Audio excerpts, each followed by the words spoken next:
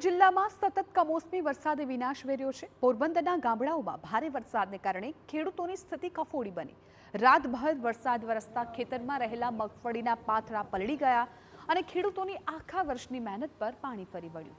ખેતરમાં રહેલો મગફળીનો તૈયાર પાક નષ્ટ થતા ખેડૂતોની પીડાનો કોઈ પાર નથી।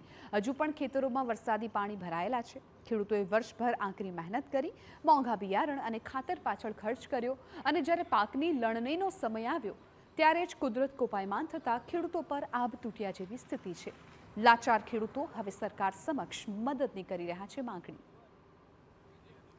हमारी एक निवेदना है कि 182 धारासभ्य है, 26 सांसदों है, सरकारी कर्मचारी है। અત્યારે કોઈ એમ નથી કીધું કે અમે અમારો અડધો પગાર ખેડૂતોને આપીએ।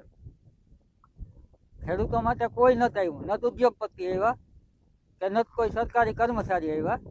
બધાય નકર ખેડૂત ઉપર જ નિર્ભર છે। આજે ખેડૂત હમણાં કોરોના કાળ હતો તો એના જીવના જોખમે શાકભાજી લઈને યાર્ડમાં દેવા જતા હતા।